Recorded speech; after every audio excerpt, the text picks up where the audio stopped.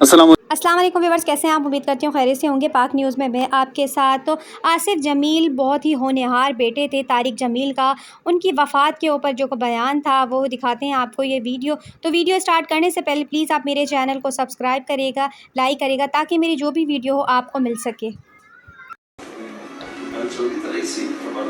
जी बाबा दोबारा करते हैं कंटिन्यू। असल में वो और इतने बीच में आ जाते हैं ना इशूज़ कि उनकी तरफ बंदे का ध्यान चला जाता है। काजी साहब को इंशाल्लाह करीब असिस्टेंट देना पड़ेगा, उनका बर्डन बढ़ता जा रहा है। तो इदारों के कभी एक के पास जाना, कभी दूसरे के पास जाना, इन्हीं के ज़िम्मे किया हुआ है ना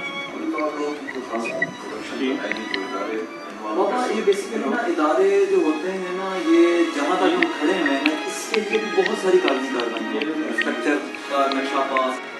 माशाअल्लाह जी, अल्लाह ही ਤੁਹਾਨੂੰ ਸੁਝਾ ਰਿਹਾ आसिम साहब।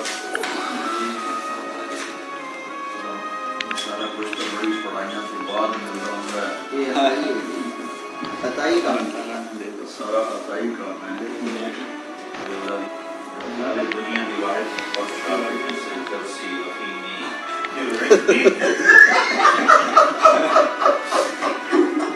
पूरी दुनिया जैसी वर्कशॉप नहीं हो रही।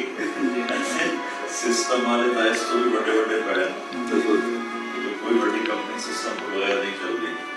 लेकिन दुनिया की एक कंपनी ऐसी में दावे ना लाना नहीं हो सकती जिससे जर्सी फिल्मी हीरोइनी अनपढ़ कंप्यूटर चला रहे। तो ये किसी स्ट्रक्चर के मामले में अपने वालिद से डिस्कशन कर रहे थे और साथ में इनके कोई साहब मौजूद थे जो कि इनकी वीडियो बना रहे थे।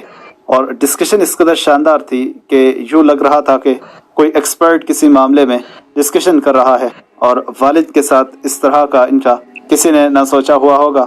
इसी वजह से तो मौलाना तारिक जमील साहब के दिल के वो सबसे ज़्यादा करीब थे।